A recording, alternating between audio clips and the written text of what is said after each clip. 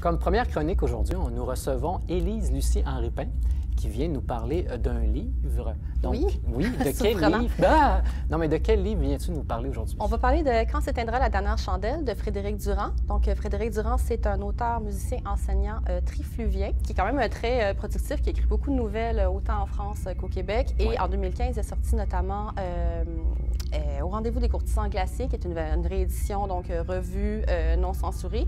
Et Quand s'éteindra la dernière chandelle, dont je vais parler aujourd'hui. Tu peux commencer peut-être par résumer le roman? Ben oui.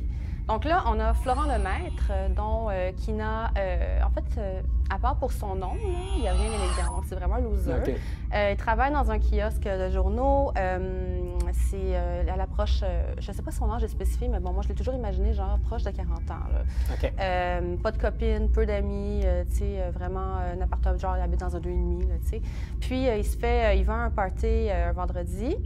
Et l'alcool coule, la conversation vire au surnaturel. Puis son ami, pour le qui est un petit peu chaud, va le challenger, va lui dire « Ah ben toi qui es tellement sceptique, écris une lettre aux forces des ténèbres leur demandant d'envahir ta vie et signe-la avec ton sang, puis va la poster. » C'est-à-dire qu'il y a l'adresse.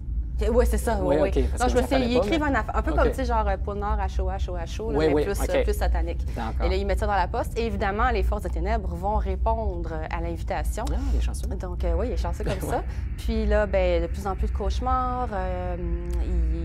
Les gens autour de lui sont de plus en plus hostiles. Son monde change, pardon. Il y a une tache qui apparaît dans sa chambre qui prend des proportions de plus en plus importantes. Okay.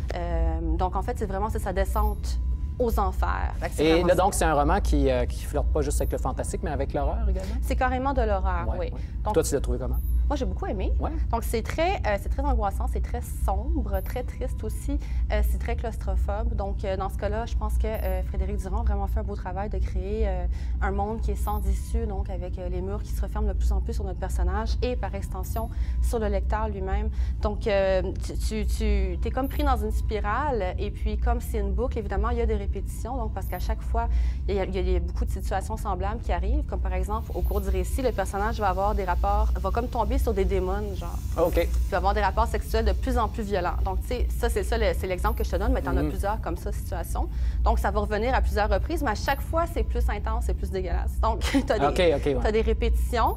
Mais c'est jamais ennuyant, c'est jamais fatigant. Ah, ben c'est bon ça. Puis est-ce que ça se passe au Québec ou en France ou C'est jamais précisé. Okay. Donc à ce niveau-là, justement, tu vois, on demeure nébuleux. Il y a des noms. Une ville occidentale. Oui, une ville occidentale, une grande ville. Tu sais, il y a des métros, il y a un centre-ville, mais on ne sait pas c'est où. Puis tu sais, à part Florent Lemaître, il y a un autre personnage qui a un nom qui fait un peu français, mais sinon c'est très générique. Alexandre Mathieu. Puis ben, le style, les thèmes au niveau du roman, ça ressemble à quoi?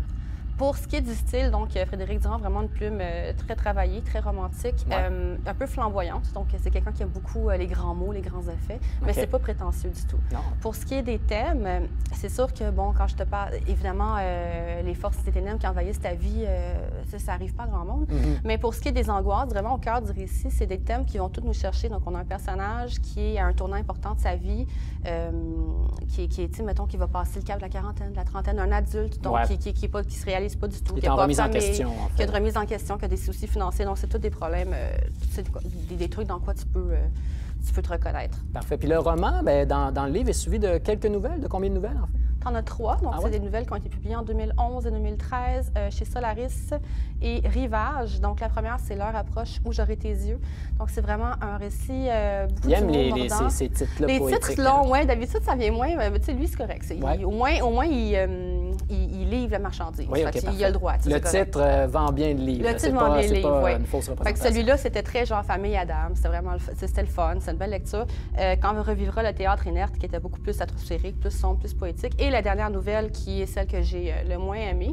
Donc, Le chemin délesté, qui va parler de deuil, de vie après la mort, avec une chute que j'ai personnellement trouvée un peu prévisible, un peu ennuyante. Mais pas assez pour que je te dise, là, ça a ruiné le livre pour moi. Là. Non, ça vaut la peine quand même. De toute façon, c'est le roman qui est le nerf de guerre. C'est le nerf de la guerre, en fait, au niveau de cet ouvrage. On parlait, ça a été publié en France. Pourquoi est-ce que M. Durand a décidé de publier son livre en France? Je lui ai posé la question, justement. Je me disais peut-être qu'il n'avait pas réussi à trouver des éditeurs ici au Québec, mais non, pas du tout. Il a vraiment écrit le livre en pensant à Rivière-Blanche. Donc, c'est une maison d'édition. Il connaissait fait l'édition puis s'est dit, moi, je vais écrire quelque chose pour eux. Puis, surtout pour sa politique éditoriale. Donc, c'est un cas un petit peu particulier. Rivière-Blanche, c'est une maison d'édition dont la maison mère se trouve aux États-Unis, mais qui publie en français pour le public, pour le lectorat français. Donc, tout est domicilié sur des serveurs américains et la politique éditoriale est assujettie seulement à la loi américaine. Mais donc, c'est disponible en ligne également, d'abord, c'est une part de serveur, c'est ça? Là, pour les versions en ligne, en fait, pour se le procurer, c'est là que ça devient un petit peu plate. Si t'es pas en France, c'est que c'est pas évident. Donc, tu peux pas le commander sur Amazon, tu peux pas le commander sur Renaud-Bré. Il faut vraiment que tu écrives directement à l'éditeur. Donc, ça va être à www.riviereblanche.com, sinon info@riviereblanche.com. Et une autre chose, Frédéric Durand est vraiment très accessible. C'est un auteur auquel tu pourrais écrire directement. Donc, c'est frédéricdurand.blogspot.com. Si on le rencontre d'un événement, ça se peut qu'il y ait... Ça se peut qu'il y ait quelques copies dedans sur son sac à dos. Parfait. Donc, gênez-vous pas à la maison si vous le voyez. Donc, merci, Élise, pour ta critique. Plaisir.